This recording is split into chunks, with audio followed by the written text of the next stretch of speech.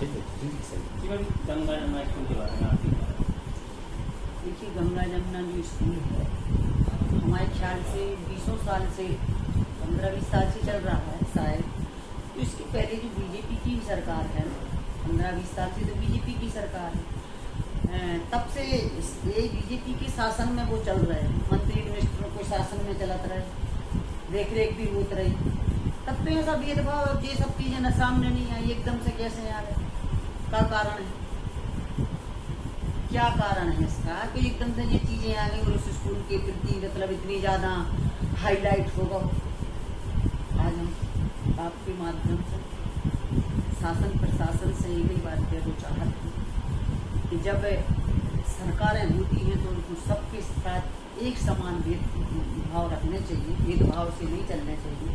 School मुस्लिमों को हो, ईसाइयों को हो, चाहे हिंदुओं को हो, पर इतना भेदभाव नहीं होने चाहिए मुस्लिम भाइयों के साथ। और जी हुआ, स्कूल की कोई लापरवाही नहीं है हमारे ख्याल से, जहाँ तक मुझे लगता है। और आज उस स्कूल के जो बच्चे हैं, आज उन स्कूलों के बच्चों को मारे मारे कर रहे हैं, उनके तो भविष्य खराब हो रहा है। इतने अच्छे स्कूल में पढ़ रहे थे, अब कौन उर्दू में, कौन वही में, कौन में, स्कूल ही नहीं उनके हिसाब के, और डाल दिया। और कलेक्टर महोदय ने हाई कोर्ट में भी बोल दिया कि इन बच्चों का एडमिशन करवा दिया। अगर उन बच्चों का एडमिशन करवा दिया तो मेरे यहाँ भी तो जो छात्र हैं उनके अभिभावक हमारे यहाँ आते हैं कि मैडम हमारे बच्चों का एडमिशन ही नहीं हुआ। तो ये गलत है। सरकार के लिए बहुत अच्छी सोच रखने चाहिए। तुलसीदास ने एक बहुत अच्छा दोहा है जिसमें रामायण में कि निंदक नीरे राखी आंगन कुटी छवा, बिन साबुन पानी बिना निर्मल करे सोना। सरकारों के पास ऐसे हृदय रहने चाहिए सबके प्रति। आज हिंदू मुस्लिम भेदभाव फूट डाल कर राजनीति करना ठीक नहीं है। और कहीं ना कहीं हम आपके माध्यम से जनता तक भी जा खबर पहुँचाना चाहते कि मेरे देश मध्य प्रदेश के भाई बहनों सभी जनों से निवेदन है, जनता जनार्दन से, कि जब फूट डालो राजनीति से सतर्क रहो, भेदभाव से सतर्क रहो। आप लोग नेताओं के चक्कर में मत पड़ो, आप भाईचारे से जियो, भाईचारे से रहो, अच्छे से। नेताओं का के चक्कर में पड़ो तो आप खुद भी बर्बाद हुई हो, दूसरे भी बर्बाद हुई। हम तक जितने गंगा जमुना कमेटी मेंबर थे सभी फरार चल रहे हैं। अब क्या कर हैं बेचारे? फरार तो हुई है। ऐसे अगर वे फरार न हुई है तो वे तो उनके ऊपर तो पता नहीं कब आतंकवादी केस लगा कर भीतर डाल देना का। और माँ ऊपर जहाँ से जमानतें मिलती हैं कैसा नहीं कह दी जाए कि इनकी जमानतें नहीं दे रहे। तो जाना कहा हो रहा भैया, तुम्हें क्या पता? सोच नहीं सकते आप, इतने निम्न स्तर पे लोग गिर गए जिनकी सोचें मतलब शब्द नहीं कह रही थी ना, ऐसी स्थिति है। अभी क्या मानती है कि पार्टी और बीजेपी ने ट्रेंड किया और बताया गया है? देखो, सरकारें जिनकी भी रहती हैं इतनी घटिया सोच रखती हैं जिनकी कोई सोच हिसाब नहीं। और जात पात भेदभाव के चलते स्कूलों के साथ अन्याय करना, स्कूल बंद करना, स्कूलों के मेंबरों को पूरे फरारी कर जे केस कहूँ बे केस, ये गलत है। एक हिंदू को अगर कोई हिंदू का किसी हिंदू का स्कूल होता तो कुछ नहीं होता। ऐसे कई स्कूल हैं, हम उदाहरण दे दें। इतनी जल्दी आज यही मध्य प्रदेश में अपने दमोह जिले में इतने फर्जी काम हो रहे कि कहो एससी समाज की सीट है, सरपंच की है, ब्राह्मण समाज के सरपंच बने, फिर पिछड़ा वर्ग की सीट है, सामान्य समाज के सरपंच बने। ऐसे झूठे झांटे तो मैटर चल रहा है, कोई गोरगिरी कर नहीं रहा हुआ। लेकिन जहां से देख लो कि फलानी जात की जी ढकानी जात के सो तो वो पूरा निचोड़ दो, ये गलत बात। भेदभाव की राजनीति किसी को नहीं करनी चाहिए। मानवता, इंसानियत और नेकी और अच्छी की राजनीति करनी चाहिए।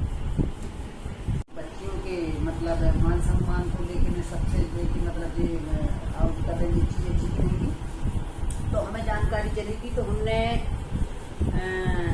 डीपीसी को अपने लेटर पैड पे लिख के रिपोर्ट करने की बोली थी कि एक FIR डालो। और जो वार्डन है जी, वार्डन ने वास्तव में छात्रावास में अति से ज़्यादा गलत करती भी है बच्चियों के साथ। इतना सरकार उनको देती है पैसा, लेकिन बच्चों के लिए मिलता क्या है? फल फ्रूट के लिए पैसा आता है, नाश्ते के लिए आता है, दोपहर के खाने के लिए आता है, अंडरगारमेंट के लिए आता है, नाइट सूट के लिए आता है। ऐसा कौन सी चीज़ का जो पैसा बच्चियों को मिलता है? लेकिन जो वार्डनें हैं, वार्डनों की हरकतें इतनी निम्न स्तर की गिरी हैं, ये तो रसोइयों से भी पैसे ले लेती। जो छात्रावास में रसोइया है ना, उनसे भी पैसे ले लेती। एक दो जगह की वार्डनों की शिकायत हमारे यहाँ आई है, जो वार्ड रसोइयों से पैसे ले लेती है, जो जिन्हें 2-2 हज़ार रुपये मिलते, ये उन्हें भी नहीं छोड़ती। तो अब इन वार्डनों की जो चेंज हो गए हैं, अब सब पे लगाम कर भी लगाना पड़ा, क्योंकि जी हरकतें अब इनकी जहाँ जहाँ मिले हैं ना, तो इनकी लाने सीधी इनकी नौकरी से बर्खास्त करवा रही है। हरकतें इनकी बहुत घटिया हैं, तो सरकार को भी में देख रेख करनी चाहिए, डीपीसी को करनी चाहिए। डीपीसी को काम का राउंड ले भी गए, 10,000 रुपया ले घरे आ गए, एक महीना पे गए एक राउंड लेने और 10,000 रुपये वार्डनों से लाए घरे आ गए। तो ऐसे में मतलब आप कैसे चल रहे? एक कार्रवाई तो होनी चाहिए, सही मॉनिटरिंग न हो हुई है जब तक कैसे चले। आज गरीब आदमी है जो मजदूरी कर रहे हैं, मम्मी पापा उनके माता पिता बाहर बात जा रहे हैं और छात्रावासों में छोड़ रहे हैं पढ़ने के लिए, मजबूरी का फायदा उठा रहे हैं सभी अधिकारी कर्मचारी उनके माता पिता का, कि हम उठा रहे भाई जो भी खाने को देने हैं दे रहे हैं, जो नहीं देने सो नहीं दे रहे। पथरिया के छात्रावास की जो सहायिका वार्डन है, वो तो पलंग अलंग भी चोरी मोरी, वो 2-3 मशीनें असीनें और पंखा का सब कोई हिसाब किताब ही नहीं दे रही है, चार्ज उसके पास। तो ऐसी स्थिति पुलिस में आपराधिक मामला दर्ज इसलिए हुआ, तो मैंने ही तो करवाया है डीपीसी से।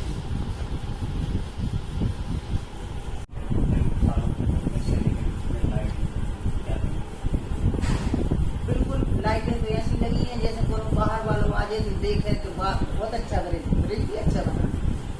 बड़ी मुश्किल में तो बनू है शायद, जब आदमी कबर में पहुंच गया है वो ब्रिज बने है कि नहीं।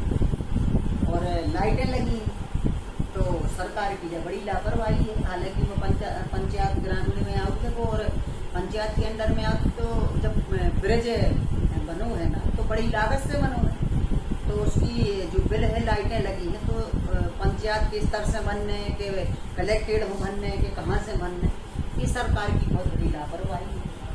इतना सब कुछ किया और बाकी का पूरा मचका के रख दिया कि लाइटें नहीं है। घटनाएं उधर होती हैं, बच्चियाँ भी जाती हैं, बच्चे भी जाते हैं, ये घटना भी होती रहती है। तो ये सरकार की ही लापरवाही है कि आज लाइट नहीं है घर, चाहे कलेक्टर सीओ पर रखे, सीओ इसके ऊपर रखे, चाहे उसके ऊपर रखे, लेकिन गलती तो लोगों की।